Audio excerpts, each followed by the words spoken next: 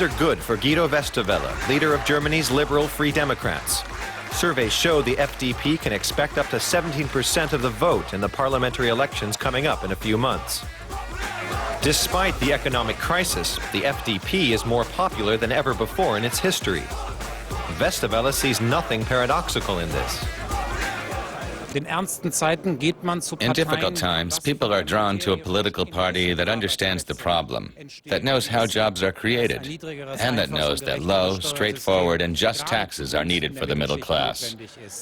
So it may well be that the left-wing parties inspire a lot of jubilation at their rallies, but people vote for the FDP because we understand something about solving the problem.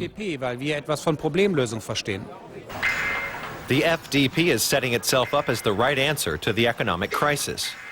The FDP plans to wage its election campaign as a tax-cutting party.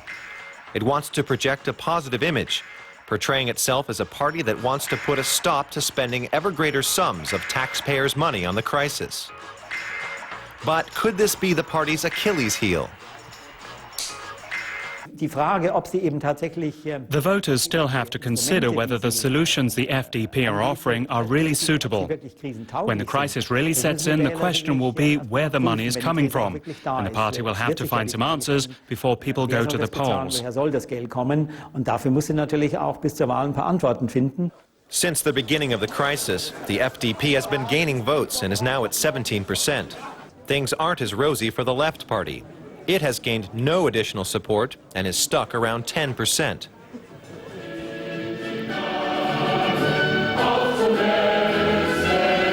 The Left Party likes to sing the communist anthem, the Internationale, and vows to fight for workers' rights and against capitalism. It was the protest against cuts in social programs and against the established parties that helped the Left Party into Germany's parliament. Now it wonders why, in the middle of a crisis, voters aren't flocking to it. The leadership's attempts to explain this seem hapless. In a time with new challenges, at first people have trouble sorting it all out and finding direction. Some simply trust that the government is doing the right thing. But thoughtful citizens are increasingly coming to us and telling us, they are all saying the same stuff that you've been demanding all along.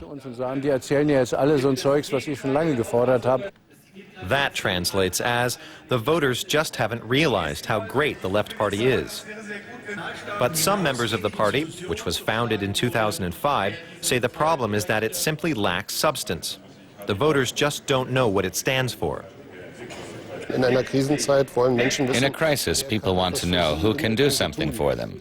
It's not enough just to criticize. They want to see ideas for a solution. People think we lack the necessary competence in some areas. We need to develop so people trust our suggestions for a solution. Opinion pollsters agree. They say the Left Party has failed to take up more than single issues and has therefore been left behind. Back then we were doing well and distributing affluence was on the political agenda. That was good for the Left Party. Now it's about securing affluence, and that's where the left falls short.